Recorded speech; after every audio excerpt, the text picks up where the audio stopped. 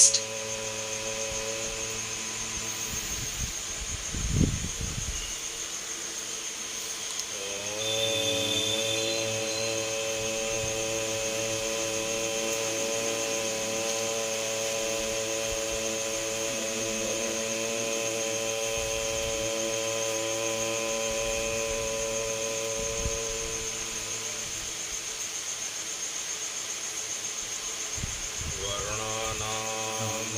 संघानां रसानां छन्दसामपि मङ्गलानां च कर्तारौ वन्दे वाणी विनायकौ मूकं करोति वाचालं पङ्गुलङ्घ्यते गिरिं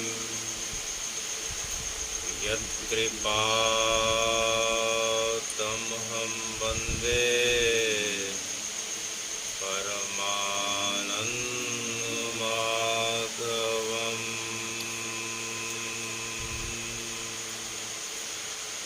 रामो राजमणि सदा विजयते रामं रमेशं भजे। रामेणाभिहिता निशाचरचमौ रामाय तस्मै नमः। रामात् नास्ति परायणं परतरं रामस्य दासोऽहम्। रामे चित्तलया सदा भवतु भो मे रामुद्धारय।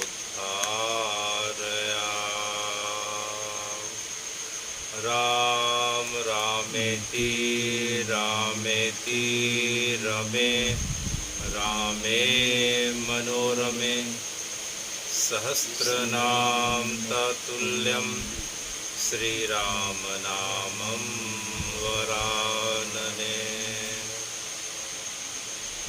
अतुलितबलधामं हेमशैलाभृदेहं दनुजवन कृशानां ज्ञानिनाम् अग्रगण्यं सकलगुणनिधानां वानराणामधीशं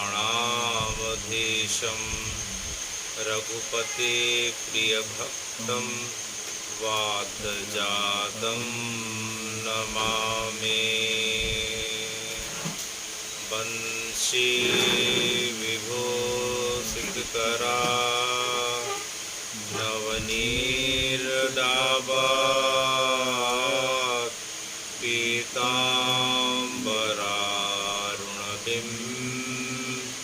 फलाधरोष्ठात् पूर्णेन्दु सुन्दरमुखारविन्दनेत्रात् कृष्णापरं किमपि तत्त्वम् अहं न जाने। कृष्णापरं किमपि तत्त्वम् अहं न जाने। सीताराम समारम्भात् नाथयां मध्यमाम् अस्मदाचार्यपर्यन्तां वन्दे गुरुपरम्पराम्। भगवान् पिता रात्रि शरदोत्फुल्लमल्लिका भगवान् पिता रात्रि शरदेन्दुफुल्लमल्लिका वीक्षरन्तुं मनश्चक्रे विक्षरन्तुं मनश्चक्रे योगमायामुपाश्रिता योगमायामुपाश्रिता भगवान् अपिता रात्रि।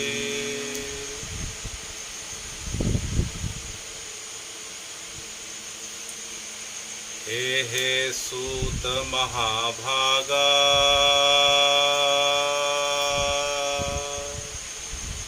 हे सूत महाभागा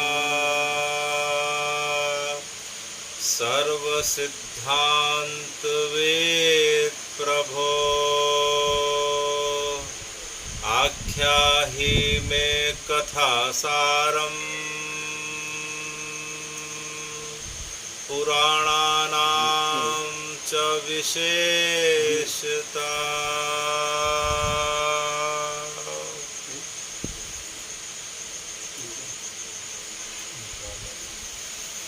एक बार देवभूमि प्रयागराज में 88,000 ऋषि मुनि यति तपस्वी योगी एक महान उद्देश्य के लिए,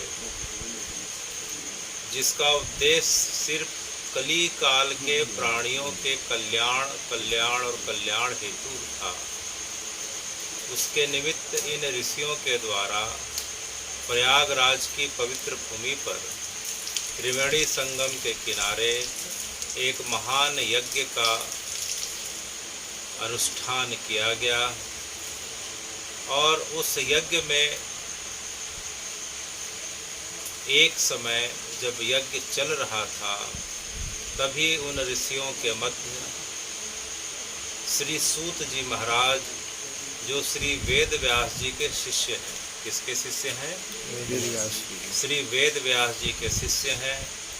उनका आगमन हुआ और सब ऋषियों ने उन्हें यथोचित सम्मान देते हुए, उनकी पाद पूजा करते हुए उनसे कली काल के जीवों के कल्याण निमित्त कुछ प्रश्नों को पूछा। तो वह दिन जो है, जिस दिन यह प्रश्न पूछा गया था, कल्प भेद के अनुरूप जो है, इसके पूर्व सूत जी महाराज उन 88,000 ऋषि मुनियों को उनके कल्याण हेतु उत्तर प्रदान करते। सूत जी महाराज उनके प्रश्न को सुनते ही अपने इष्ट का और अपने गुरु के ध्यान में निमग्न हो जाते हैं। और ध्यान में निमग्न होते ही उन्हें ख्याल आया, अरे अरे आज तो जो है आषाढ़ मास की पूर्णिमा है। कौन सी पूर्णिमा है? आषाढ़ मास। आषाढ़ मास की पूर्णिमा जो कल पड़ी थी, जिसे परंपरा के हिसाब से हम गुरु पूर्णिमा या व्यास पूर्णिमा भी कहते हैं।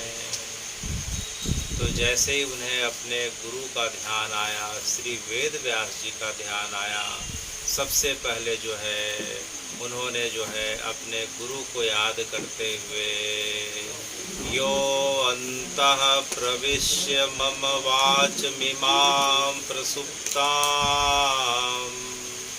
संजीवतया अखिल शक्तिधर स्वधामना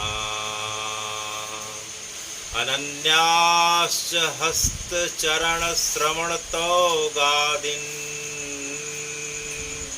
प्राणान् नमो भगवते पुरुषाय तुभ्यम्।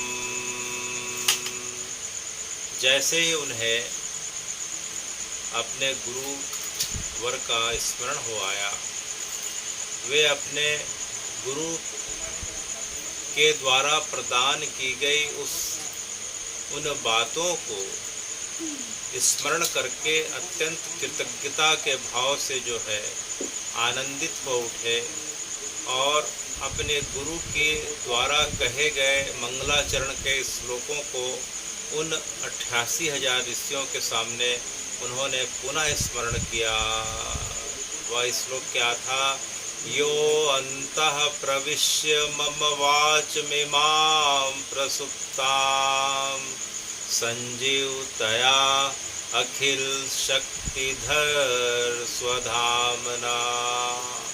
यो माने जो, यो माने जो माने वह, यो अंतः प्रविश्य, जो मेरे अंदर प्रविष्ट हो करके, अंतः माने अंदर, प्रविश्य माने प्रवेश करके, यो अंतः प्रविश्य, और कहाँ प्रवेश करता है, जो वह शक्ति मेरे अंदर कहाँ प्रवेश करती है, किसके माध्यम से प्रवेश करती है।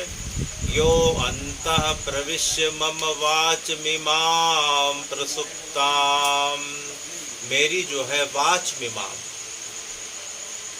वाचमिमां अर्थात जो है मेरी जिह्वा के माध्यम से जो शक्ति अंदर प्रवेश करती है, और अंदर प्रवेश करके क्या करती है, संजीवतया अखिल शक्तिधर स्वधामना, और जो है मेरी सोई हुई जो वाणी है, अनंत काल से मेरी वाणी जो सोई हुई थी, वह शक्ति मेरे जिह्वा के माध्यम से प्रवेश करके मेरी वाणी को अब सजीव कर रही है। क्या कर रही है, सजीव। अर्थात हे भगवन, वाणी को सोया हुआ कब कहा जाता है, और वाणी को जगा हुआ या सजीव कब कहा जाता है, वाणी मृत कब है और वाणी जो है जीवित कब है, इसके बारे में सूत जी महाराज कह रहे हैं, वेद व्यास जी अपने गुरु के माध्यम से, कि जब वाणी का प्रयोग केवल और केवल अति आवश्यक कार्यों के अलावा सिर्फ और सिर्फ जब भगवती कार्य के लिए किया जाए, जब वाणी का जिह्वा का प्रयोग केवल और केवल अति आवश्यक संसार के कार्यों को छोड़कर भगवत नाम के उच्चारण में और जो है भगवत नाम के गुणगान में किया जाए, तो वह वाणी सजीव अर्थात जो है जीवित कहलाती है, जागृत कहलाती है। इसके अलावा वाणी का प्रयोग जो कुछ भी किया जाता है संसार की बातों को करने में, अनावश्यक व्यर्थ की बातों को करने में, तो ऐसी जिह्वा चलती तो बहुत है, लेकिन हे सूत जी, वह जिह्वा जीवित होते हुए भी मृतक के समान है। किसके समान है, मृतक। तो अनंत काल से मैं अनेकों योनियों में भटक रहा था, प्रत्येक योनियों में भगवान ने मुझे वाणी प्रदान करी थी, जिह्वा प्रदान करी थी, लेकिन वह जिह्वा केवल संसार के बातों में, और जिह्वा का प्रयोग केवल जो है खान पान के लिए, इंद्रियों की तृप्ति के लिए, और संसार की व्यर्थ की बातों को करते करते हे वेद व्यास जी, मेरे अनेक जन्म बीतते गए, लेकिन आज पहली बार जो है मुझे इस बात का आज पता चल रहा है कि यह वाणी जो है मेरी सोई हुई थी, यह जिह्वा सोई हुई थी, और जैसे ही आपने कृपा करी हे गुरुदेव, जैसे ही आपकी मुझ पे कृपा हुई, तब वह वाणी अब मेरी वाणी नहीं हो गई। उस जिह्वा के माध्यम से आपने मेरे अंदर हरि नाम का जो है प्रवेश करा दिया। किसका प्रवेश करा दिया, हरि नाम का, भगवान के नाम का, गोविंद के नाम का, राम कृष्ण भगवती महादेव के पवित्र नामों का आपने प्रवेश करा दिया। और प्रवेश कराने के साथ में हे गुरुवर, आपने जो है उन भगवान की लीलाओं और कथाओं के माध्यम से मेरे अंदर रुचि जागृत कर दी, और उसका परिणाम यह हुआ कि मेरा मन जो है अब संसार के आवश्यक कार्यों को करते करते भी जो है केवल और केवल जो है आपकी कथा में ही लगता है। आपकी कथा सुनने के पश्चात मेरा मन आपके धाम के दर्शन को लगता है बार बार मैं आपके अनेक धामों का दर्शन करने के लिए दौड़ता चला जाऊं। तीर्थों का सेवन करने का मेरा मन लगता है, और आपकी कृपा प्रसाद के कारण हे वेद व्यास जी मेरा मन केवल और केवल सत्संग का आश्रय लेने हेतु, सज्जनों का संग करने हेतु केवल और केवल दौड़ते रहता है, मचलते रहता है। क्योंकि आपने मेरी उस वाणी को जो है सजीव कर दिया, जो अनेकों अनेक जन्मों से जो है मृत प्राय पड़ी थी। यो अंतः प्रविश्य मम वाचमिमां प्रसुप्तां संजीवतया अखिल शक्तिधर स्वधामना। संजीवतया माने आपने जीवित कर दिया। क्या कर दिया? आपने संजीवनी बूटी प्रदान कर दी। जो मृत प्राय मेरा शरीर, मेरी वाणी, मेरा सब कुछ था, और किसके माध्यम से? अखिल शक्तिधर स्वधामना। आपने हे भगवान, आपने जो है हरि नाम का मेरे अंदर प्रकाश किया। तो हरि नाम भगवान का नाम जो है, भगवान का नाम हो, चाहे भगवान को स्वरूप हो, चाहे भगवान का धाम हो, इन तीनों में कोई अंतर नहीं। तो भगवान स्वयं वाणी के माध्यम से मेरे अंदर प्रवेश करके मेरे अनेकों अनेक जन्मों की जो है, अनेकों अनेक जन्मों के कलमश को दूर करते हुए मेरे मन को निर्मल कर रहे हैं, और मेरे अंदर जो है अपने ज्ञान का, नाम का, भक्ति का प्रकाश कर रहे हैं।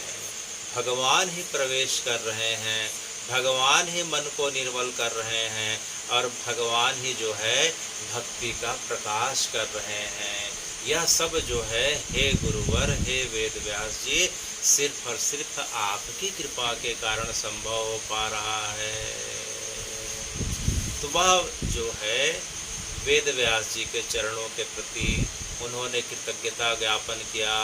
तो उनके सामने जो है श्री शौनक जी महाराज बैठे हुए हैं। कौन बैठे हुए हैं? श्री शौनक जी महाराज। सूत जी महाराज के सामने शौनक जी महाराज बैठे हुए हैं, और चारों तरफ उन्हें घेर के 88,000 ऋषि बैठे हुए हैं। और शौनक जी जो है सब ऋषियों की तरफ से जो है प्रश्न कर रहे हैं। तब शौनक जी ने पूछा कि हे सूत जी महाराज, आप जिनका नाम लेते ही समाधि में चले गए, उन श्री वेद व्यास जी के बारे में कृपया करके हमें जो है बताएं। तब सूत जी ने जो है हम सबको बताया कि आज जो हम भगवान की कथा जो सुन पा रहे हैं, चाहे श्रीमद् भागवत महापुराण के माध्यम से, और देखो भाई आज से सावन प्रारंभ हो गया। सावन में हमें जो है 2 चीज़ों का जो है श्रवण करना चाहिए या पठन करना चाहिए। या तो शिव महापुराण या रामचरितमानस का जो है पठन करना चाहिए, या सुनने का प्रयास करना चाहिए। तो हम जितने भी ग्रंथों के बारे में सुनते आ रहे हैं, पढ़ते आ रहे हैं, वे सब ग्रंथ जो है सिर्फ और सिर्फ जो है मेरे गुरु वेद व्यास जी की कृपा के कारण ही संभव हो पाए, और हम सबके बीच सुलभ हो पाए हैं। क्योंकि उन्होंने ही जो है भगवान के समय से जो वेद था, वह वेद एक वेद था। एक वेद होने के कारण सतयुग तक तो क्रम चला। त्रेता में भी ले दे के वेदों का जो है एक वेद को लोगों ने पढ़ने का, समझने का प्रयास किया, लेकिन द्वापर के अंत तक जो है स्थिति खराब होने लग गई। लोगों के पास समय का भाव, भक्ति का भाव, अनेकों अनेक साधनों का भाव होने लगा। तब जो है वेद व्यास जी ने सोचा कि भगवान की कृपा, भक्ति इन सबको जो है, इन आर्त प्राणियों को कैसे प्राप्त हो। तब उन्होंने जो है भगवान से प्रार्थना करी, और भगवान ने जो है श्री वेद व्यास जी को उन वेदों को अलग अलग 4 भागों में विभक्त करने का आशीर्वाद प्रदान किया।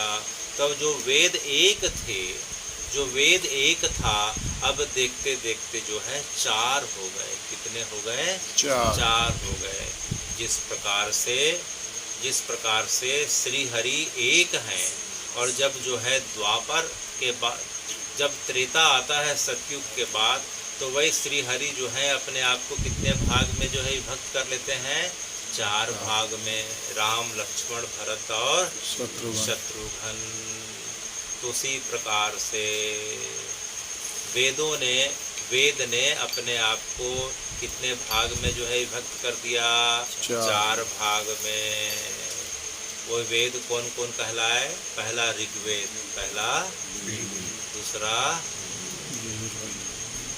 दूसरा यजुर्वेद, तीसरा वाह और चौथा अथर्ववेद। तो ये 4 जो वेद हैं वह मूलतः एक थे, और वेद व्यास जी ने इन चारों वेदों को जो है, इन वेदों को चारों भागों में विभक्त कर दिया। तो वेदों का इन्होंने विस्तार किया, वेदों को और सरलीकृत करके 4 भागों में विभक्त किया और उसका विस्तार किया। तो वेदों का विस्तार करने के कारण आपका नाम वेद व्यास कहलाया। तो हे सूत जी, इनका मूल नाम क्या है? तो इनका मूल नाम जो है कृष्ण द्वैपायन है। क्या है? कृष्ण द्वैपायन है। अच्छा, तो इनका जन्म कहाँ हुआ था? तो इनका जन्म जो है हमने कल सुना था, कालपी जो है, कालपी नाम का जो एक शहर पड़ता है, एक कस्बा है बड़ा सा, उत्तर प्रदेश में जालौन जिले में, उस जगह पे यमुना जी प्रवाहित हो रही हैं। यमुना जी उस जगह पे अनेक छोटे छोटे द्वीपों के रूप में बट जाती हैं। जिस प्रकार से चैतन्य महाप्रभु जिस जगह पे प्रकट हुए थे वह जगह नवद्वीप कहलाता है। क्या कहलाता है? उस जगह पे गंगा जी जो है छोटे छोटे द्वीपों में विभक्त हैं, छोटे छोटे द्वीप हैं। तो 9 द्वीपों के बीच जो जगह है मायापुर, वहाँ जो है महाप्रभु का प्रागट हुआ था 500 वर्ष पूर्व। उस जगह को नवद्वीप या मायापुर भी कहा जाता है। उसी प्रकार से यमुना जी जो है, जिस द्वीप पे, छोटे से द्वीप पे जो है यमुना जी का प्रवाह है, तो उसी जगह पे आपका प्रागट्य हुआ था। तो उस जगह का नाम कालपी है। क्या नाम है? कालपी है। तो आपके माता पिता कौन हैं? वेद व्यास जी के जो हैं पिता कौन हैं? वेद व्यास जी के पिता कौन है? पाराशर। कौन है? पाराशर। और माता जी कौन है? सत्यवती। कौन है? सत्यवती। तो आपके पिता कौन हो गए? पाराशर ऋषि। और जो है माता जी कौन हो गई? सत्यवती। तो हे भगवान, यह गुरु शिष्य परंपरा किस प्रकार से है? वह इस प्रकार से है कि जब श्री हरि जब निर्गुण निराकार स्वरूप में थे, तब उनके मन में इच्छा हुई कि जो है मैं एक से अनेक हो जाऊं, एक को हम बहुश्यामी। तो जो है श्री हरि के जो है कमलनाल से ब्रह्मा जी हुए, ब्रह्मा जी से फिर जो है ब्रह्मा जी से जो है 10 मानस पुत्र हुए। तो उन मानस पुत्रों में जो है एक पुत्र वशिष्ठ हुए। कौन हुए? वशिष्ठ हुए। वशिष्ठ के पुत्र शक्ति हुए। कौन हुए? शक्ति हुए। शक्ति के पुत्र पाराशर हुए। पाराशर के पुत्र वेदव्यास हुए। और वेदव्यास के पुत्र सुखदेव मुनि हुए। कौन हुए? जिन सुखदेव मुनि ने जो है शुकताल में परीक्षित को श्रीमद् भागवत की कथा सुनाई थी। तो सुखदेव मुनि किसके पुत्र हैं? श्री वेदव्यास जी के। वेदव्यास जी किसके पुत्र हैं? पाराशर ऋषि के। पाराशर ऋषि किसके पुत्र हैं? शक्ति के। शक्ति किसके पुत्र हैं? वशिष्ठ के। वशिष्ठ किसके पुत्र हैं? ब्रह्मा जी के। और ब्रह्मा जी किसके पुत्र हैं? श्री हरि के। तो यह जो है गुरु शिष्य परंपरा है। तो हे भगवान, यह गुरु शिष्य परंपरा जो है बड़ी अद्भुत गुरु शिष्य परंपरा है। क्योंकि गुरु पूर्णिमा के दिन जो है हमें गुरु शिष्य परंपरा का स्मरण करने का अवसर मिलता है। क्योंकि जब तक हमें वास्तविक गुरु शिष्य परंपरा का बोध नहीं हो सकता, तब तक जो है हमें मूल ज्ञान की प्राप्ति नहीं होती। और तब तक जो है हम अनेक जो हैं छोटे मोटे पथ संप्रदाय में जाके जो है भटकते रहते हैं, और यह भटकाव का सिलसिला कभी पूरा नहीं होता। तो हे सूत जी महाराज, हम ना भटकें, इसकी पहचान क्या है? इसकी पहचान है कि हमें जो है वेद व्यास जी की जो है गुरु शिष्य परंपरा का आश्रय लेना चाहिए। इसकी परंपरा का आश्रय लेना चाहिए वेद व्यास जी, श्री वेद व्यास जी। क्योंकि वेद व्यास जी के जो परम गुरु कौन कहलाए? श्री हरि कहलाए। क्यों? क्योंकि श्री हरि से ब्रह्मा जी से वशिष्ठ हुए, वशिष्ठ से शक्ति हुए, शक्ति से पाराशर हुए, पाराशर से वेद व्यास हुए, फिर सुखदेव हुए। तो सुखदेव के फिर अनेकों अनेक पुत्र होते हैं। तो सुखदेव के अनेकों अनेक पुत्रों में कहा पुत्रों का नाम गौर है, एक पुत्र का नाम गौर है, एक पुत्र का नाम प्रभु है, एक पुत्र का नाम शंभु है, एक पुत्र का नाम श्वेत कृष्ण है, एक पुत्र का नाम गौर कृष्ण है। तो इस प्रकार से परंपरा तब से लेके आज तक चले आ रही है। अर्थात जो है जिस गुरु शिष्य परंपरा में अंतिम जो है जहाँ गुरु शिष्य परंपरा जब तक श्री हरि के चरणों में अर्थात रामकृष्ण भगवती महादेव के चरणों में जाके पूरी नहीं होती, तब तक वह गुरु शिष्य परंपरा वास्तविक नहीं कहलाती। तो हे वेद व्यास जी, हम वैष्णवों की परंपरा में कितने संप्रदाय हैं, हम वैष्णवों की परंपरा में कितने संप्रदाय हैं, और जो है भगवान को मानने के जो हैं कितने पथ हैं, कितने मार्ग हैं। तो जब तक हमें जो है यह पता नहीं चलता है तब तक हमारा भटकाव चलते रहता है। तो भगवान को जो है उस दिव्य शक्ति को जिसे हम ईश्वर कहते हैं उसकी उपासना की जो है 4 पद्धतियाँ हैं। कितनी पद्धतियाँ हैं? 4 पद्धतियाँ हैं। पहली पद्धति क्या कहलाती है? शैव कहलाती है।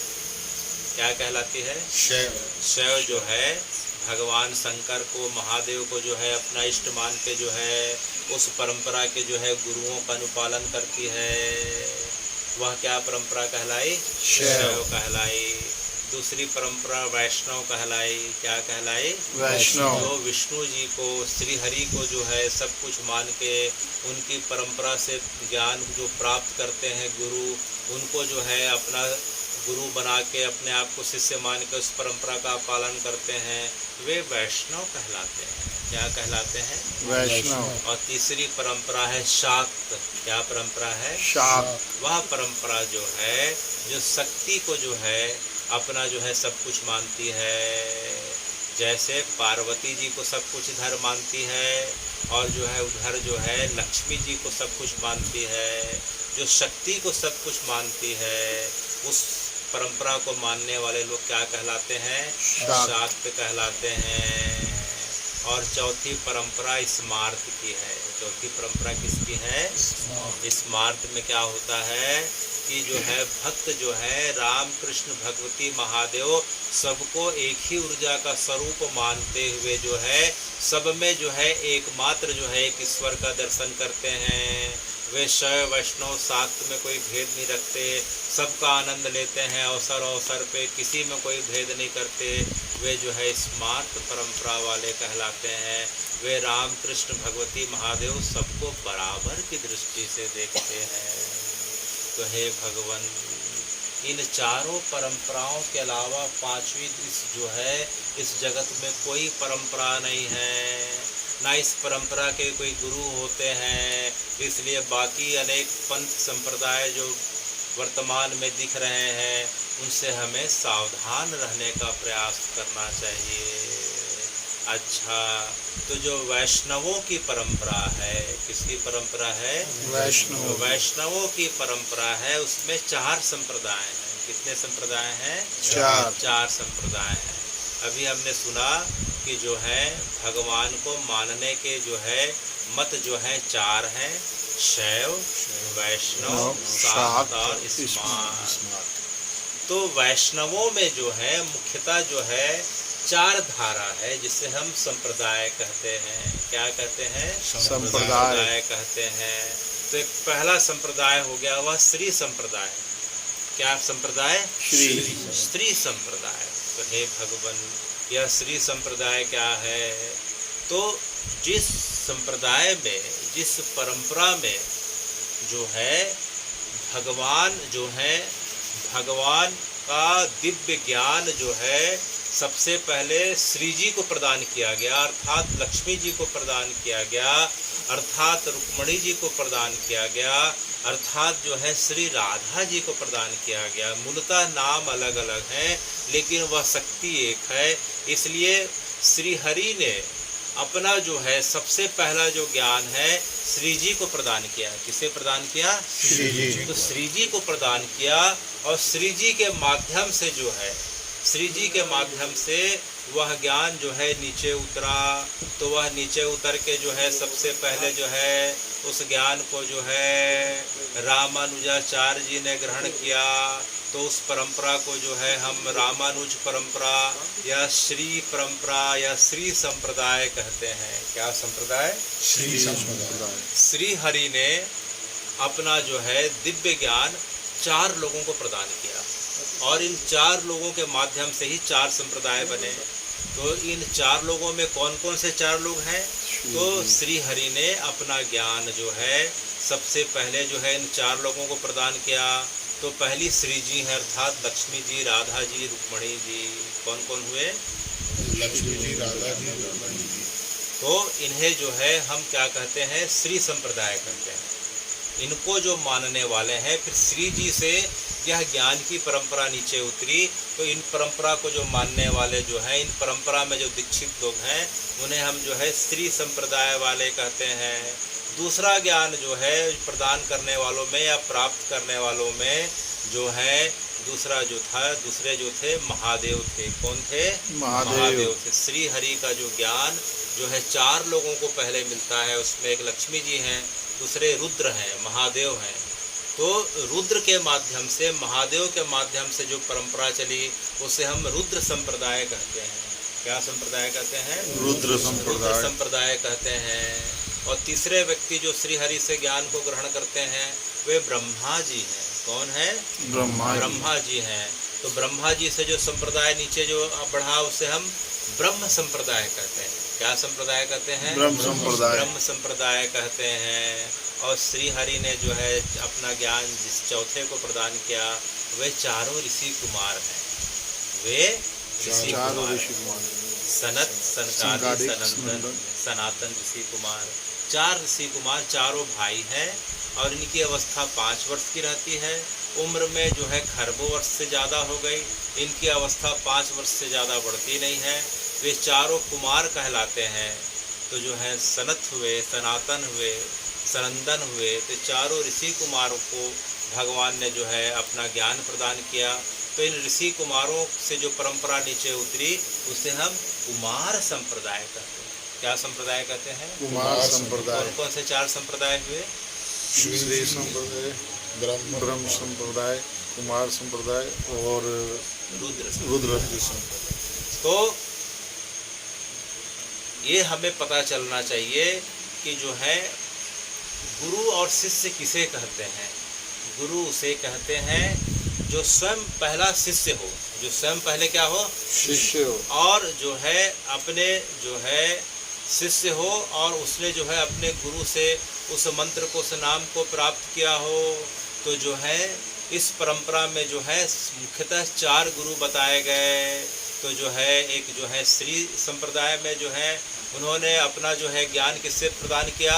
वह ज्ञान किससे पाया? जो है श्री हरि से जो पाया। और जो है लक्ष्मी जी के माध्यम से वह परंपरा नीचे उतरते गई और आने वाले समय में रामानुजाचार्य हुए। उसी परंपरा, तो इसलिए यह परंपरा जो है श्री संप्रदाय से जो है रामानुज संप्रदाय कहलाई। आने वाले समय में उसमें श्री रामानंद हुए। तो जो है यह परंपरा जो है रामानंदी संप्रदाय या परंपरा कहलाई। उसी परंपरा में गोस्वामी तुलसीदास भी हुए। श्री जो है संप्रदाय के अंतर्गत जो है रामानुज रामानंदी परंपरा में कौन हुए? श्री तुलसीदास, जिन्होंने जो है इस मानस को, श्री रामचरितमानस की रचना करी है। और दूसरा संप्रदाय भी हम सुन रहे हैं कि वह ब्रह्म संप्रदाय, ब्रह्मा जी से, किसके माध्यम से? ब्रह्मा जी से जो है यह परंपरा आगे बढ़ी। और जो है इस परंपरा को आगे बढ़ाया माधवाचार्य जी ने। किसने? माधवाचार्य ने इस परंपरा को बढ़ाया। तो इसका नाम जो है शुरू में ब्रह्म संप्रदाय था, फिर इसका नाम जो है ब्रह्म माधव संप्रदाय हुआ। फिर यह परंपरा आगे बढ़ते गए। फिर जो है गौड़ प्रदेश के हमारे जो है चैतन्य महाप्रभु ने इस परंपरा को, इस भगवान के पवित्र नाम को आगे बढ़ाया। तो यह जो है परंपरा जो है ब्रह्म माधव गौड़ी संप्रदाय, यह परंपरा कहलाने लग गई। क्या कहलाने लग गई? ब्रह्म माधव गौड़ी संप्रदाय। ब्रह्म माधव गौड़ी माने चैतन्य महाप्रभु। ठीक है जी। इस प्रकार से यह परंपरा बढ़ते गई। इसके पश्चात जो है हम देख रहे हैं रुद्र संप्रदाय। श्री हरि ने अपना ज्ञान जो है रुद्र अर्थात महादेव को प्रदान किया और महादेव से यह परंपरा जो है बढ़ते हुए जो है माधवाचार्य जी के पास गई और इसी परंपरा का विस्तार जो है कली काल में आज से 500 वर्ष पूर्व सबसे ज़्यादा किसने किया? श्री वल्लभाचार्य जी ने किया। किसने किया? श्री वल्लभाचार्य। श्री वल्लभाचार्य महाप्रभु ने, जिनका प्रागट कहाँ हुआ है? बगल में चंपारण। चंपारण जो है राजिम के पास जिस जगह पे उनका प्रागट हुआ, तो जो है यह आने वाले समय में या वर्तमान में जो रुद्र संप्रदाय है या श्री वल्लभ संप्रदाय भी जो है के नाम से जाने लगा है। तो रुद्र संप्रदाय क्या हो गया है? श्री वल्लभ संप्रदाय। किसके नाम से? श्री वल्लभाचार्य महाप्रभु के नाम से। और जो चौथा जो कुमार संप्रदाय है, इसमें जो है कुछ 100 वर्ष पूर्व जो है श्री निम्बार्काचार्य जो है हुए आचार्य हुए, तो उनके नाम से जो है परंपरा आगे बढ़ी। इसलिए इस परंपरा को हम निम्बार्क संप्रदाय भी कहते हैं। क्या संप्रदाय? निम्बार्क संप्रदाय। तो इस प्रकार से जो है हमने गुरु शिष्य परंपरा में जो है 4 जो है वैष्णवों की जो है 4 शाखाओं के बारे में सुना। तो पहली शाखा जो है श्री संप्रदाय। क्या है? श्री संप्रदाय। इसकी मुख्य आचार्य कौन है? श्री जी हैं। श्री संप्रदाय के आचार्य कौन है? श्री जी हैं। श्री जी ने अपना ज्ञान नारद जी को दिया, फिर नारद जी से फिर नीचे परंपरा बढ़ते गए, हमारे तक इस प्रकार से बहते हुए चले आई। तो हमारी परंपरा के जो है मुख्य आचार्य कौन है? हमारी परंपरा के मुख्य आचार्य श्री जी हैं। अच्छा, श्री जी ने यह ज्ञान किससे ग्रहण किया? श्री हरि से ग्रहण किया। तो इस प्रकार से जो गुरु शिष्य परंपरा अंत में जो है श्री हरि के चरणों में जाके अगर पूरी ना हो, तो उस परंपरा से हमें सावधान रहने की आवश्यकता है। तो इस प्रकार से हमने जो है 4 जो है संप्रदाय के बारे में, वैष्णवों के संप्रदाय के बारे में, इनके संप्रदाय के बारे में, वैष्णवों के संप्रदाय के बारे में सुना। आने वाले समय में हम जो है शैव के जो है क्या क्या हैं, शाक्तों के क्या क्या परंपरा है, इसके बारे में और विस्तार से सुनेंगे। तो इस प्रकार से वैष्णव की जो है यह 4 परंपरा है। तो हे वेद व्यास जी, आपने जो है इन 4 वेदों का और जो है इसका विभाजन करके आपने इन 4 वेदों का क्या किया? कहानी के रूप में आपने 4 वेदों को 18 पुराणों में बांट दिया। कितने पुराणों में? 18 पुराणों में बांट दिया। जब वेद लगा आपको कि कली काल के लोग वेद को भी नहीं पढ़ पाएंगे, तो आपने क्या किया कि 18 पुराणों में जो है इन वेदों को बांट दिया। तो एक आध पुराणों का नाम बताओ भाई। श्रीमद् भागवत पुराण। वाह। अभी शिव पुराण और पद्म पुराण, अग्नि पुराण, वायु पुराण, कूर्म पुराण, वराह पुराण, ब्रह्मांड पुराण। तो इस प्रकार से जो है 18 जो है पुराणों में विभक्त कर दिया। फिर पुराणों के पश्चात उनके और डिवीजन करे, जिन्हें हम उप पुराण कहते हैं। और वेद व्यास जी ने जो है एक महाकाव्य की रचना करी, एक जो है जिसका नाम है महाभारत है। और उसी महाभारत के अंतर्गत जो है गीता जी आती हैं। जो हम गीता जी पढ़ते हैं कि भगवान ने जो है कुरुक्षेत्र के मैदान में जो अर्जुन को ज्ञान प्रदान किया था, जिसे हम गीता जी का ज्ञान कहते हैं, वह किसके अंतर्गत आता है? महाभारत के अंतर्गत आता है। महाभारत की रचना किसने करी? श्री वेद व्यास जी ने। तो वेद व्यास जी ने जो है वेदों को 4 भाग में विभक्त किया। उसके बाद जो है 18 पुराणों की रचना करी, फिर महाभारत की भी रचना करी। फिर जो है इन्होंने काशी में बैठ के, कहाँ बैठ के? काशी में बैठ के जो है इन्होंने जो है ब्रह्म सूत्र भाष्य की रचना करी, जो संसार का जो है सबसे कठिन भाष्य माना गया है। अगर जो व्यक्ति आज भी ब्रह्म सूत्र पे जो है टीका करता है, उसे शंकराचार्य की उपाधि प्रदान कर दी जाती है। तो उस ब्रह्म सूत्र महाभाष्य को जो है उन्होंने काशी में बैठ के लिखा था। तो इस प्रकार से वेद व्यास जी ने वेदों को 4 भागों में विभक्त किया। फिर वेदों को जो है 4 भाग में विभक्त करने के बाद उसे 18 पुराणों में विभक्त किया। पुराणों का फिर उप पुराण आया। फिर जो है उन्होंने महाभारत की रचना करी, ब्रह्मभाष्य की रचना करी। और महाभारत के अंतर्गत जो है संजय ने युद्ध के मैदान का जो है पूरा का पूरा विवरण जो है धृतराष्ट्र को सुनाया था। उस गीता जी को जो है विश्व प्रसिद्ध, जो सबसे ज़्यादा जो है विश्व में प्रचलित जो है मानी जाती है, वह गीता जी जो है महाभारत के अंतर्गत आती है, जिसमें 700 श्लोक हैं। कितने श्लोक हैं? 700 श्लोक हैं। तो इस प्रकार से अगर वेद व्यास जी नहीं होते तो हमें पुराणों का ज्ञान, महाभारत का ज्ञान और गीता जी का ज्ञान कभी ना हो पाता। तो वेद व्यास जी ने इस प्रकार से अपनी परंपरा को, जब वेदों को 4 भागों में विभक्त किया, तो उन्होंने अपने 4 शिष्यों को जो है इन विभागों को दे दिया कि अब तुम जाके, मैंने तुम्हें वेदों का ज्ञान दे दिया, अब तुम जाके वेदों का विस्तार करो। तो उनके जो है मुख्य 4 शिष्य हुए। कितने शिष्य हैं? 4 मुख्य 4 शिष्य। पहले शिष्य का नाम है जो है पैल ऋषि। क्या नाम ऋषि? पैल। दूसरे ऋषि का नाम है जैमिनी। तीसरे ऋषि का नाम है वैशंपन। और चौथे ऋषि का नाम है सुमंत मुनि। और जो है इन्होंने जो है वेदों को विभाजित किया। और उसके पश्चात जब पुराणों की बारी आई तो उन्होंने जो है रोम हर्षण को यह कार्य दिया। किसको दिया? रोम हर्षण को कार्य दिया। तो इस प्रकार से जो है वेद व्यास जी ने चारों वेदों को और इस प्रकार से वेदों के पश्चात पुराणों को विभक्त करके हमारे लिए सुलभ कर दिया। जिस हम श्री भागवत महापुराण की जो है हम कथा सुनते हैं, उसमें 18,000 श्लोक हैं। कितने श्लोक हैं? 18,000। और जो है सभी शिव पुराण की कथा सुनेंगे, उसमें कितने श्लोक हैं? उसमें कितने श्लोक हैं? अभी हम आने वाले समय में जो है अब शिव पुराण पे प्रवेश करने वाले हैं।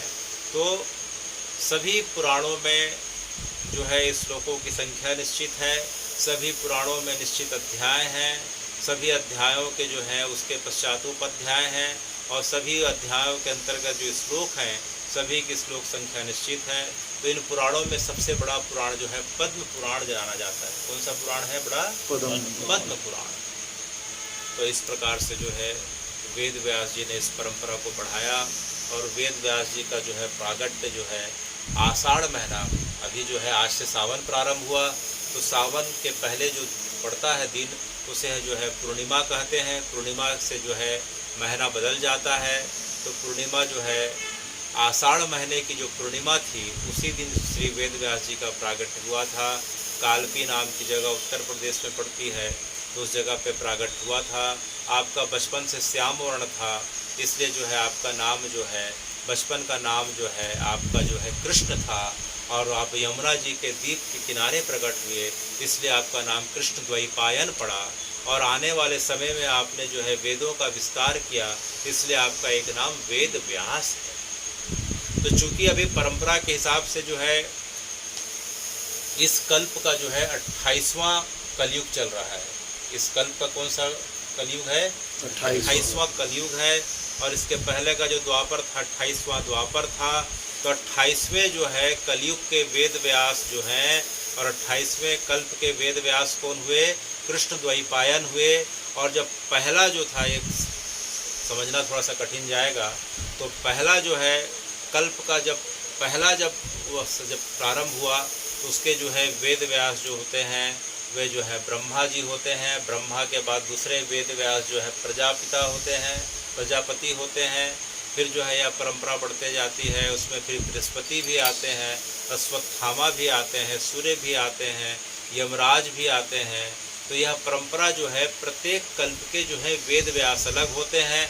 तो हमारे कल्प के वेद व्यास जो है श्री कृष्ण द्वैपायन।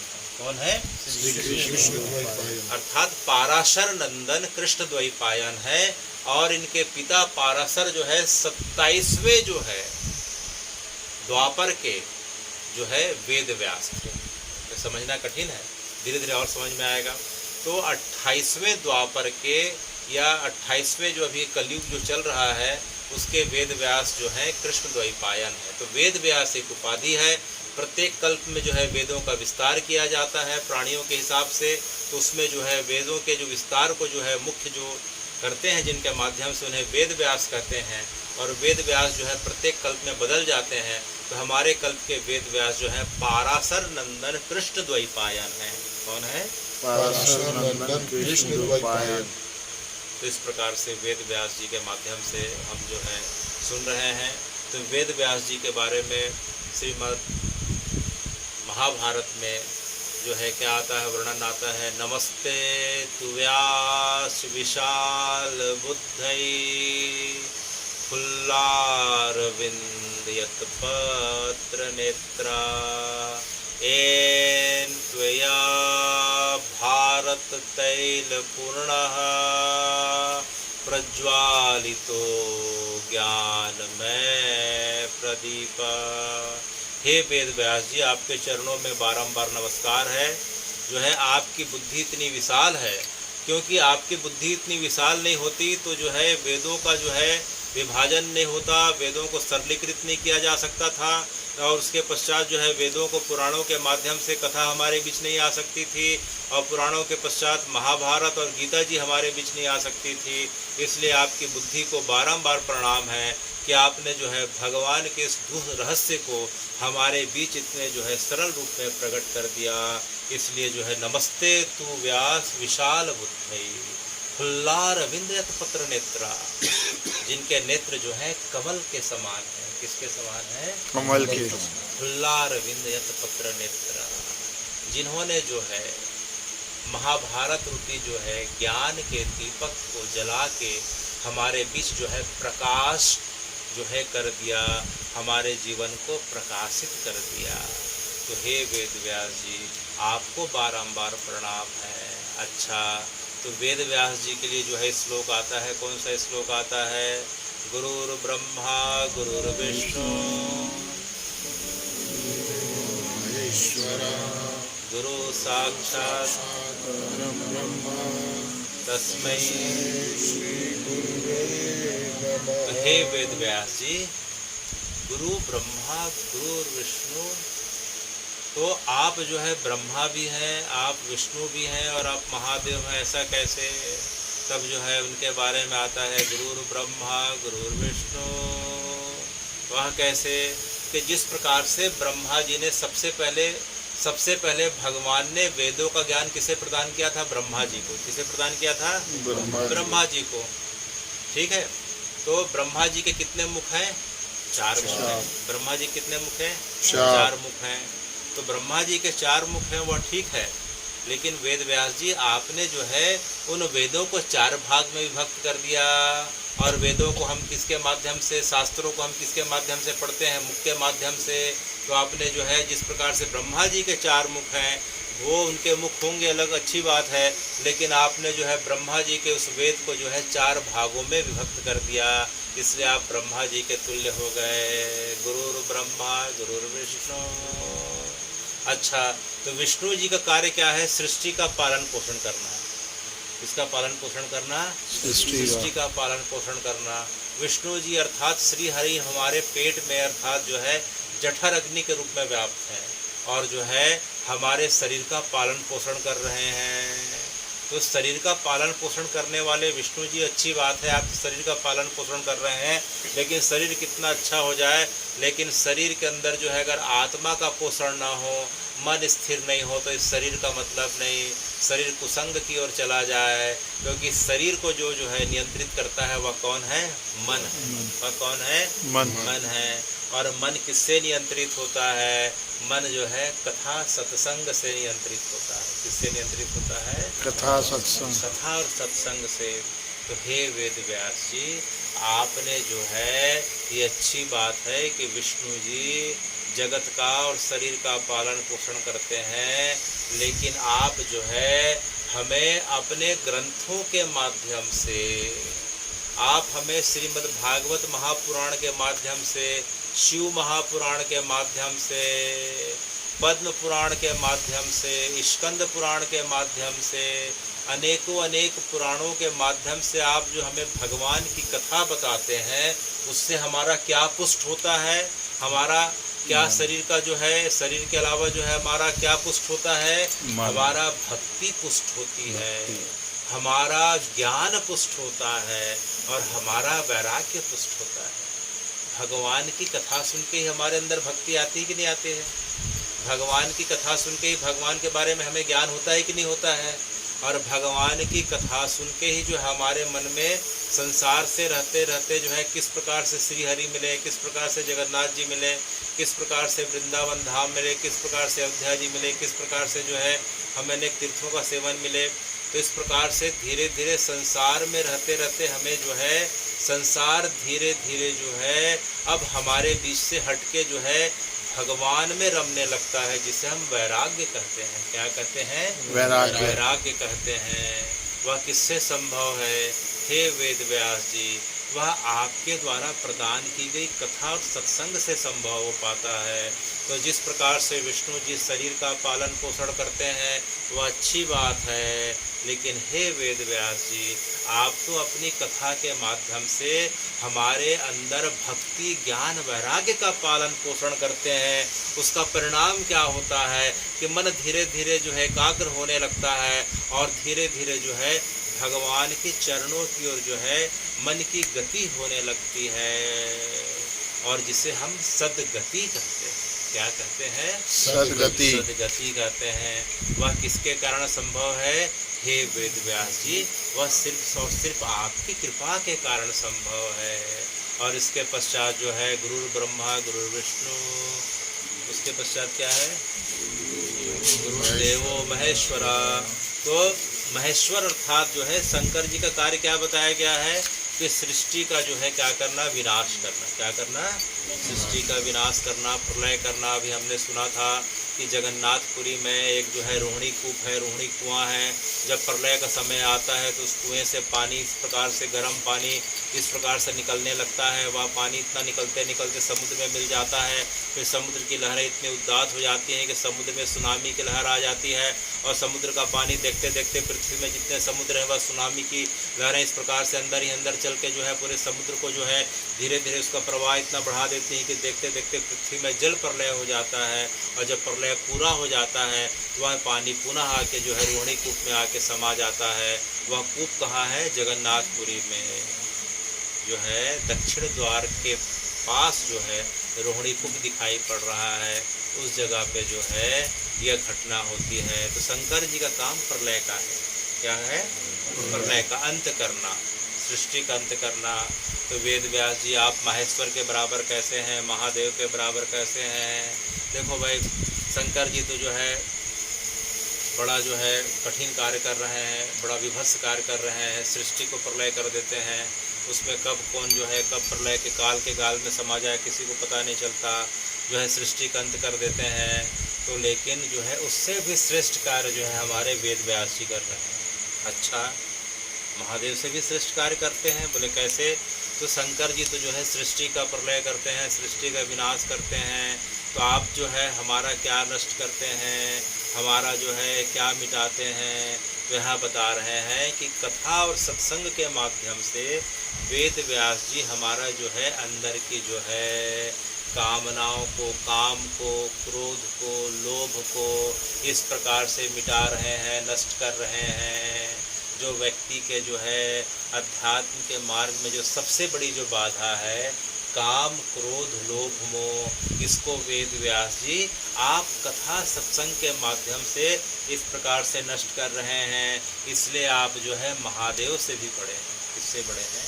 महादेव से। तो इस जो है इस श्लोक का यह अर्थ हुआ, गुरुर् ब्रह्मा गुरुर्विष्णु गुरुर्देवो महेश्वरा गुरु साक्षात् परब्रह्म तस्मै श्री गुरुवे नमः। तो हे वेद व्यास जी, इस प्रकार से आप हमारे लिए जो हैं ब्रह्मा जी भी हैं, विष्णु जी भी हैं और महादेव भी हैं।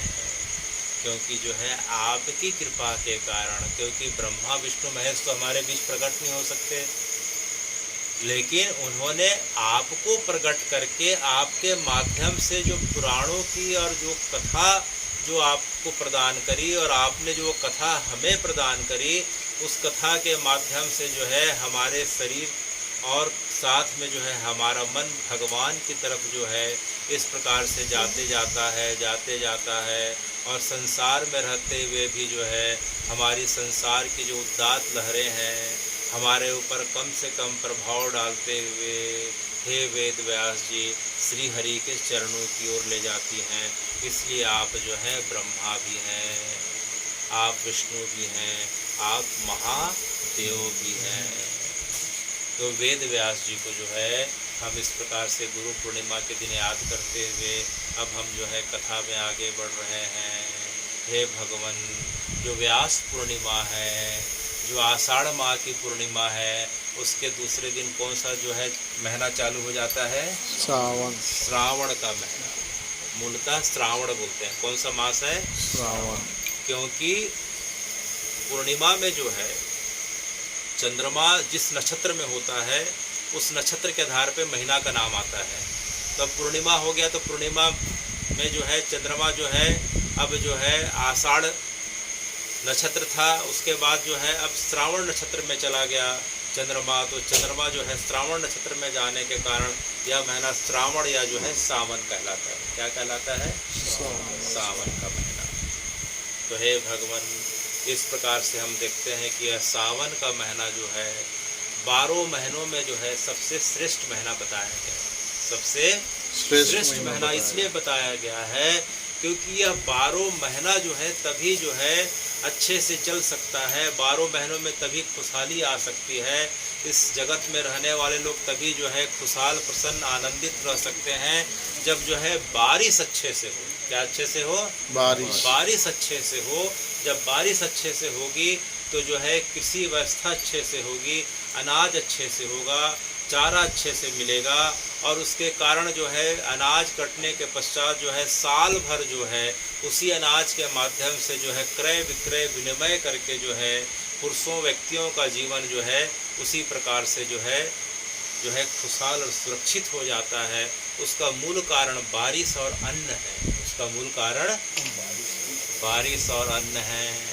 तो ये जो है सावन महीना जो है अत्यंत पवित्र महीना है और इस महीने में जो है बारिश की प्रधानता है। किसकी प्रधानता है? बारिश की। तो ऐसा सावन जिसमें जो है सावन के दिन सोमवार भी पड़े और उस दिन लगातार अखंड बारिश का योग भी बने, तो ऐसा जो है योग अत्यंत दुर्लभ योग माना जाता है। क्योंकि प्रत्येक सावन में सोमवार पड़े, सावन के दिन यह आवश्यक नहीं है। कभी बुधवार के दिन से भी प्रारंभ हो सकता है, कभी रविवार के दिन से, कभी शनिवार के दिन से। लेकिन जब सावन का महीना पड़े, सोमवार भी पड़े और जो है शंकर जी की कृपा जो है किसके रूप में हो? जल बिंदु के रूप में। किस रूप में? जल बिंदु। क्योंकि जो जल की प्रकृति जो है मूलतः जो है जल को शिव का, महादेव का जो है द्रवीभूत स्वरूप बताया गया है। क्या स्वरूप बताया गया है? द्रवीभूत स्वरूप। क्योंकि शंकर जी जो है जल माने शंकर जी, महादेव और जल दोनों अपने आप में एक दूसरे के पूरक है। क्यों? क्योंकि हम महादेव का एक स्वरूप देखेंगे। एक महादेव की जटा से क्या निकल रही हैं? गंगा जी। गंगा जी अर्थात जल की उत्पत्ति का हेतु या स्रोत कौन है? महादेव की जटा है। तो यह सावन का जो महीना जो है केवल और केवल इस महीने में अगर हम शंकर जी के निर्गुण निराकार स्वरूप का दर्शन नहीं कर पाए कोई बात नहीं। अगर हम इन जल बिंदुओं को देखते हैं और यह हम मान लेते हैं कि यह साक्षात जो है शिव स्वरूप हैं, यह जल बिंदु साक्षात शंकर जी के आंसू हैं, शंकर जी का साक्षात सगुण स्वरूप है, तो जो है इस शंकर जी के स्वरूप में और इस जल के स्वरूप में जो है मूलतः कोई भेद नहीं है। और जो व्यक्ति सावन के समय इसकी अनुभूति कर लेता है वह साक्षात शिव स्वरूप को प्राप्त कर लेता है। क्योंकि जल और शिव में मूलतः कोई अंतर नहीं है। क्योंकि जल के देवता जो हैं मुख्यतः जो है हमारे जो है शंकर जी हैं, महादेव हैं। क्योंकि शंकर जी की जटा से हम देखते हैं गंगा जी प्रकट हो रहे हैं। तो इस प्रकार से जो सावन का महीना जो है मूलतः जो है भगवान महादेव को प्रसन्न करने का महीना है। उनका व्यक्तिगत महीना है। उनका व्यक्तिगत महीना। क्यों महीना है व्यक्तिगत? इसके पीछे जो है पुराणों में वेद व्यास जी ने अनेक उदाहरणों से और कथाओं के माध्यम से हमें बताया कि जब शंकर जी ने विषपान कर दिया था, हलाहल विष का जो है जब क्या हुआ था, समुद्र मंथन हुआ था तो उनके गले का ताप बढ़ गया था। उन्होंने जो है हलाल विष को जो है अपने गले में धारण कर लिया तो जो है उनका ताप बढ़ गया। तब जो है संसार के जितने भी जो हैं देवी देवता हैं सब ने जो है शंकर जी के गले के ताप को जो है इसी सावन के महीने में जो है विभिन्न पवित्र जो है नदियों के जल से सिंचित किया था। और जो है उनके जो है शिवलिंग में और जलहरी में जो है भारत के पवित्र तीर्थों से जल ला के उनका अभिषेक किया था तो उनके गले के ताप का शमन हुआ था, पहला। और दूसरा कि शंकर जी जो है इसी सावन के महीने में जो है प्रथम बार पहले बार अपने ससुराल अर्थात जो है पार्वती जी के यहाँ कहाँ आए थे, पार्वती जी के यहाँ हिमालय आए थे। कहाँ आए थे? कैलाश से उतर के अपने ससुराल पहले बार इसी महीने आए थे। तो उनको देख के जो है पार्वती के पिता जो है हिमवान और जो है उनकी माता जी मेनका ने जो है उनका स्वागत जो है शंकर जी का स्वागत जो है डेहरी पे जो है गंगा जी के जो है शीतल जल से किया था। तो जो है यह समय जो है सावन का था। और जो है हम सुनते हैं मार्कंडेय ऋषि, किसके बारे में? मार्कंडेय ऋषि। हमने सुना है कि जो है काशी के पास जगह है, कौन सी जगह है भाई, कौन सी जगह है? कैथल। काशी से जो है 38 किलोमीटर दूर जाते हैं तो जो है गंगा जी और गोमती जी का संगम है। उस जगह पे मार्कंडेय ऋषि ने जो है तप किया था। तप के कारण जो है इसी सावन के महीने में उन्हें शंकर जी का आशीर्वाद प्राप्त हुआ था। और उन्होंने शंकर जी ने जो है मार्कंडेय को, जिनकी अवस्था 5 वर्ष की थी, उन्हें 7 कल्प जीवित रहने का आशीर्वाद प्रदान कर दिया। कितने कल्प? 7 कल्प। तो मार्कंडेय ने इसी महीने में, श्रावण के महीने में शंकर जी को प्रसन्न किया था। तो इस प्रकार से जो है यह महीना जो है शंकर जी का व्यक्तिगत महीना है, क्योंकि वे जो है अपने ससुराल आते हैं। अच्छा, इसका मतलब क्या हुआ कि शंकर जी उतर के खुद जो है नीचे आ रहे हैं। अभी हमने सुना था कि जो है देव सैनी एकादशी हो गई, जो है विष्णु जी अब जो है योग निद्रा में चले गए, अब शंकर जी आ गए। तो शंकर जी आएंगे तो पहले आएंगे कहीं ना किसी जगह पे आएंगे। तो शंकर जी जो कैलाश जो सबसे शिखर पे थे खुद उतर के नीचे आ रहे हैं। और नीचे उतर के जो है पूरे पृथ्वी का जो है इस चतुर्मास में जो है जो जुलाई से प्रारंभ हो गए दीपावली जो है देवउठनी एकादशी तक का जो कार्यभार है अब शंकर जी संभाल लेते हैं। शंकर जी अब जो है चार्ज ले लिए हैं। तो शंकर जी अब खुद जो है आज के दिन अब नीचे उतर गए हैं और पूरी पृथ्वी को अब जो है आवश्यकता अनुसार जो है बारिश की आवश्यकता अनुसार जो है जगह जगह पे बारिश प्रदान करते हुए पूरे जीव को, जंतुओं को, जितने भी सृष्टि में जितने प्राणी हैं अब सबको चैतन्य कर रहे हैं। क्या कर रहे हैं? चैतन्य। क्यों? क्योंकि इतनी भीषण गर्मी के पश्चात जो है हाहाकार जब मच जाता है तब शंकर जी बड़ी कृपा करते हुए नीचे उतरते हैं और जो है पूरे पृथ्वी के ताप को जो है बारिश के माध्यम से कम करते हुए सबको जो है आनंदित कर रहे हैं, चैतन्य कर रहे हैं। यह सावन का समय है। तो इस सावन के समय जो है हम देखते हैं कि क्या होता है कि शंकर जी के भक्त जो हैं हम देखते हैं क्या होता है कि कांवड़ यात्रा करते हैं। क्या करते हैं? कांवड़ यात्रा करते हैं। अपने कंधे में जो है बांस की डंडी, कौन सी डंडी रहती है? बांस की डंडी। बांस की डंडी के दोनों तरफ रस्सी और रस्सी के नीचे जो है 2 मटकी लटके रहती है, इधर और इधर मटकी रहती है। और उस मटकी में गंगा जल को भर के या पवित्र नदियों का जल भर के शंकर जी को सोमवार को अभिषेक करते हैं। तो जो है इसे कांवड़ यात्रा कहते हैं। और उन यात्रियों को क्या कहते हैं? कांवड़िया कहते हैं। तो हे भगवान, इसका जो है सबसे पहले श्री गणेश किसने किया था? तो सबसे पहले जो है राम जी ने किया था। किसने किया था? राम जी ने। राम जी जो है इस जगत के प्रथम कांवड़िया हैं।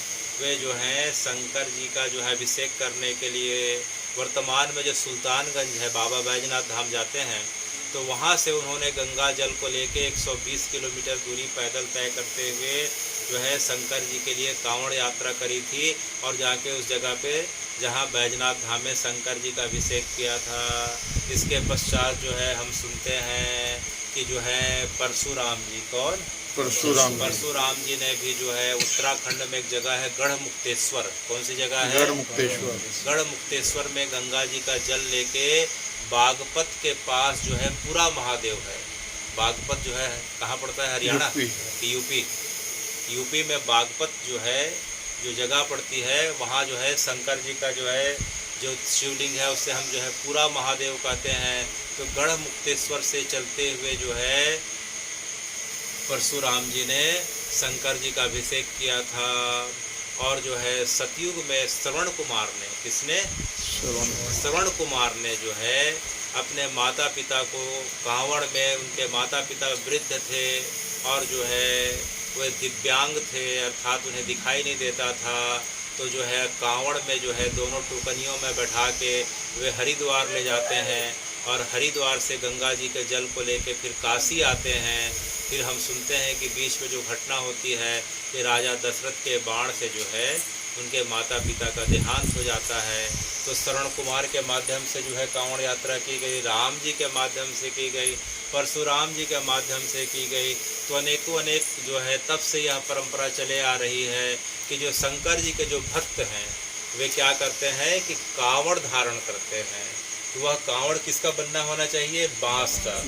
बांस में जो है शंकर जी का निवास माना जाता है। पहला, बांस का जो है बारिश में खराब होता नहीं है। बांस हल्का होता है और मजबूत भी होता है। पोला होने के कारण हल्का भी है और मजबूत भी है। बांस के बीच में गठान इस प्रकार से रहती है कि वह कंधे के लिए जो है ज़्यादा जो है तकलीफ वाला कारण नहीं बनता। तो इस प्रकार से बांस का जो है कांवड़ बनता है। और कांवड़ में जो है दो पात्र जो है एक छोर में और दूसरे छोर में रखे जाते हैं। तो एक तरफ के जो है पात्र को जो है ब्रह्म घट कहा जाता है, एक तरफ के पात्र को जो है विष्णु घट कहा जाता है। और जो है कांवड़िया जो है स्वयं शिव रूप होता है। क्या रूप होता है? शिव रूप होता है। तो इस प्रकार से एक कांवड़िया के दर्शन करने से हमें जो है ब्रह्मा विष्णु महेश तीनों के दर्शन हो जाते हैं। और वह जो है केसरिया या गेरुआ वस्त्र धारण करता है। कौन सा वस्त्र धारण करता है? केसरिया। तो केसरिया या गेरुआ वस्त्र धारण करने का अभिप्राय क्या होता है? क्योंकि अब क्या हो रहा है, सावन का महीना आ गया। सावन के महीने में जो है सूर्य भगवान के दर्शन नहीं होते, अर्थात रोशनी पृथ्वी पे कम से कम पड़ती है बादलों के कारण, घने बादलों के कारण, बारिश के कारण जो है सूरज की रोशनी पृथ्वी पे नहीं पड़ती। तो जो है हमारी पेट की जठर अग्नि, पेट की अग्नि मंद हो जाती है। चारों तरफ सूर्य की रोशनी नहीं पड़ने के कारण जो है एक प्रकार से सुस्ती उदासी भी छाने लगती है।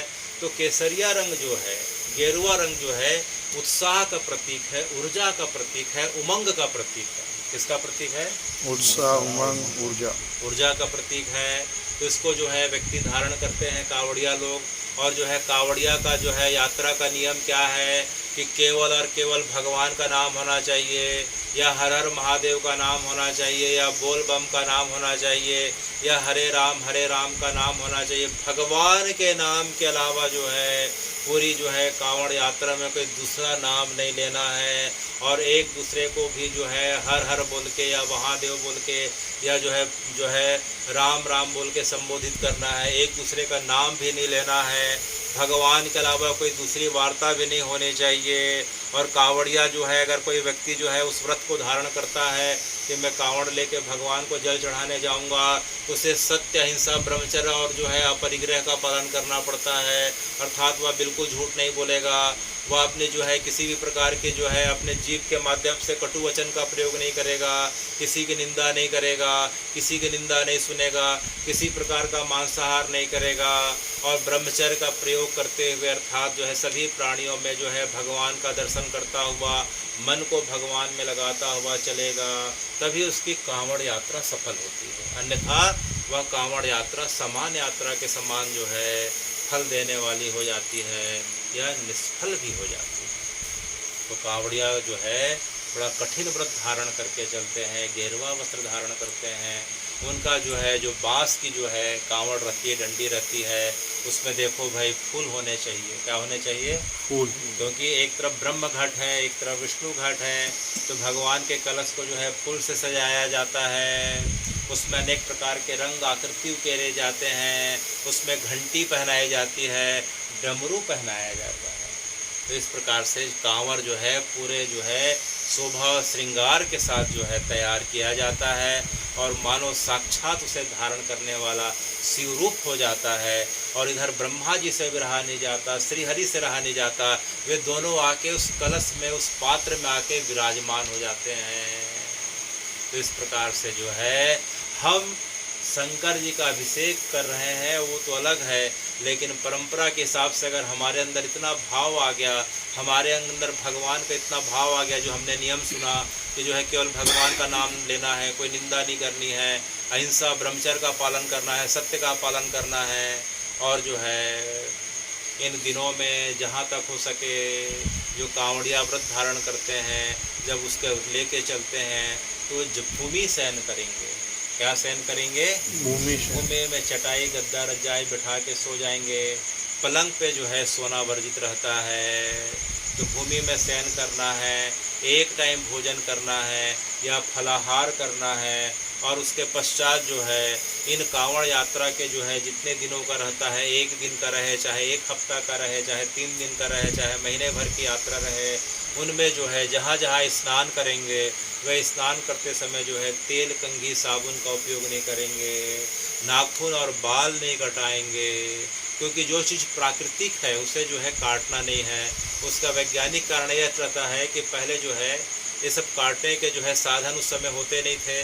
गांव में निश्चित लोगों के द्वारा यह कार्य किया जाता था, और जो है जब यात्रा पे निकलते थे तो वे लोग मिलते नहीं थे, और व्यक्ति अपने हिसाब से जो है उस समय जो है जंगल हुआ करते थे, अंधेरा छाया रहता था, बारिश होते रहती थी, तो काटने से जो है कुछ उल्टा सीधा ना कट जाए, काटने से जो है शरीर को नुकसान मत पहुंच जाए करके जो है बाल और नाखून काटने का नियम उस समय नहीं हुआ करता था। तो जो है बाल नाखून नहीं काटना है, साबुन का या किसी भी प्रकार के जो है हमें कृत्रिम वस्तुओं का प्रयोग नहीं करना है, क्योंकि जो है जो जल है वह गंगा जल में स्नान करना है। पवित्र नदियों के जल को हम गंगा जल का स्वरूप मानते हैं। धमतरी में जो महानदी का स्वरूप है उसे हम श्री चित्रोत्पदा गंगा कहते हैं। तो इस प्रकार से जो है इसके माध्यम से हमारे शास्त्र जो हमें क्या आज्ञा प्रदान कर रहे हैं कि हम कम से कम नदियों को जो है प्रदूषित होने से बचाएं। नदियां प्रदूषित कैसे होती हैं कि हम उसमें साबुन का उपयोग करते हैं, कपड़े धोते हैं तो नदियां प्रदूषित होती हैं। तो कम से कम 1 महीना जो है नदियों को जो है हम प्रदूषित होने से बचाएं, यह हमारे शास्त्र की जो है अपेक्षा रखती है। उसका मूल भाव यह है कि जो कांवड़िया जो है साबुन का उपयोग नहीं करेगा, कपड़े नहीं धोएगा। उसका कारण यह है कि नदी की पवित्रता इस प्रकार से बनी रहे, क्योंकि उसी जो है नदी के पानी को हम गंगा जल के रूप में शंकर जी में चढ़ाएंगे, उसी को जो है हम जो है गंदा करेंगे तो हमारे भाव की पूर्ति और फल की पूर्ति नहीं होगी। तो इस प्रकार से कांवड़िया जो है इतने भावों से युक्त होके भगवान के पास अगर जाता है तो भगवान उसकी मनोकामनाओं को पूरी करते हैं, वह तो अलग है। हम देखते हैं कि जो है उसके जल के माध्यम से साक्षात जो है इधर ब्रह्मा जी और विष्णु जी जो है उसके माध्यम से जो है भगवान को समर्पित हो रहे हैं। यह भाव जो है सबसे महत्वपूर्ण भाव है, क्योंकि कांवड़ के एक तरफ ब्रह्मा जी विराजमान हो जा रहे हैं, एक तरफ विष्णु जी विराजमान हो जा रहे हैं, और हमारे माध्यम से जो है ब्रह्मा जी और विष्णु जी जो है शंकर जी को जो है प्राप्त हो जा रहे हैं, उनका दर्शन हो पा रहा है। तो हमारे माध्यम से ब्रह्मा जी और विष्णु जी का दर्शन जो है शंकर जी को हो रहा है। यह हमारे जीवन का सबसे बड़ा सौभाग्य होना चाहिए कि जो है भगवान ने हमें कम से कम इतना सेवा का अवसर प्रदान किया। तो इस प्रकार से जो है कांवड़िए होते हैं। तो कांवड़ यात्रा जो है मुख्यतः 4 प्रकार की होती है। कितने प्रकार की? 4 प्रकार की। एक होती है सामान्य कांवड़ यात्रा, जिसमें हम जो है कांवड़ को अपने जो है कंधे पर रख के जाते हैं और अपनी सुविधा के अनुसार कहीं भी उसे रख देते हैं, कहीं भी सो सकते हैं। पहले बार की यात्रा सामान्य यात्रा होती है।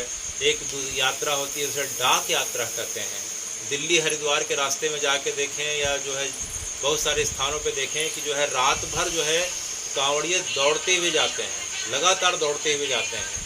तो उसमें वो होता है कि एक बार अगर कोई दौड़ता हुआ चला गया तो जो है वो शंकर जी में जो है जल को अर्पित करके जलाभिषेक करके ही अपनी यात्रा पूरी करेगा। तो उसको हम बोलते हैं डाक कांवड़िया। क्या बोलते हैं? डाक। लगातार दौड़ते रहता है। ऐसे जो है अनेकों अनेक जो है डाक कांवड़ियों का दर्शन आज भी अभी भी किया जाता है। कई लोग जो है 4 किलोमीटर दौड़ते हैं, कई लोग 40 किलोमीटर, कई लोग तो जो है 120 किलोमीटर दौड़ के चले जाते हैं तेज रफ्तार से। तो उसे जो डाक कांवड़िया कहते हैं। एक कांवड़िया जो होता है वह दंडी कावड़िया होता है। क्या होता है? दंडी कावड़िया। जितनी कावड़ की जो लंबाई रहती है बांस की, उतना पहले दंडवती करते हैं, फिर कावड़ के उस प्रकार से दंडवती करते हैं। तो दंडवती करते करते करते आगे जाते हैं तो उनकी यात्रा पूरी होने में पूरा सावन निकल जाता है, 1-1 महीना निकल जाता है। यह सबसे कठिन यात्रा होती है। और चौथी होती है खड़ी कावड़िया। उसमें जो है कावड़िया लोग जो है जब जाते हैं तो जब सोने या विश्राम का समय आता है तो उनका कोई साथी जो है कावड़ को लेकर खड़े हो जाता है और चलने का इस प्रकार से उपक्रम करता है। इसको जो है खड़ी कावड़िया कहते हैं। तो कावड़ियों के 4 भेद बताए गए। इस प्रकार से कावड़ यात्रियों के बारे में और कावड़ का इतिहास बताया गया।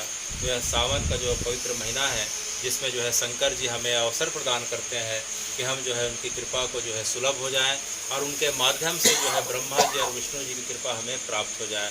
तो यह सावन का अवसर ऐसा होता है कि एक ही बार में जो है हमें जो है सबकी कृपा का जो है प्राप्त करने का अवसर मिलता है। तो जिनको जो है कांवड़ यात्रा करने का अवसर मिलता है उनके लिए बहुत अच्छी बात।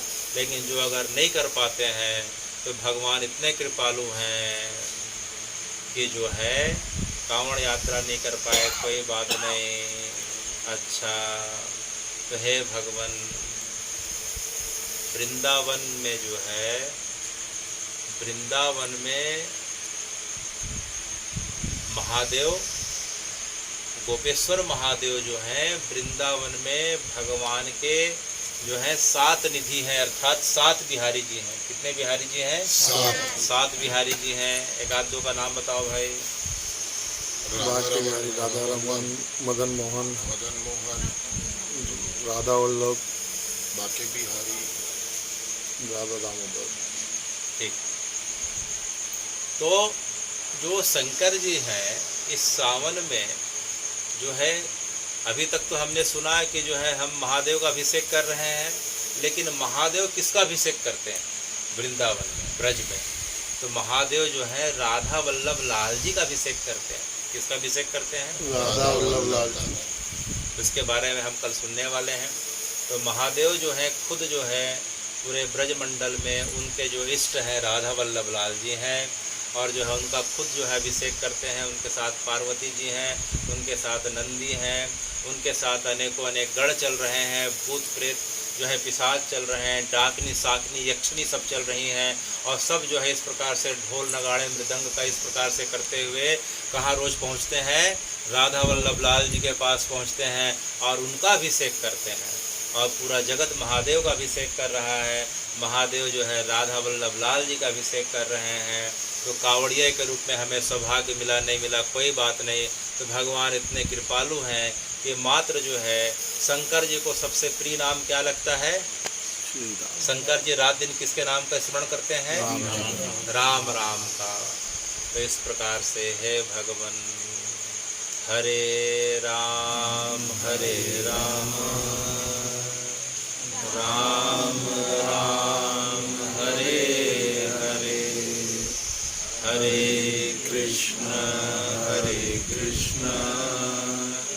कृष्ण कृष्ण हरे हरे, हरे राम राम राम हरे हरे, हरे कृष्ण कृष्ण कृष्ण हरे हरे, हरे राम राम राम हरे हरे, हरे कृष्ण कृष्ण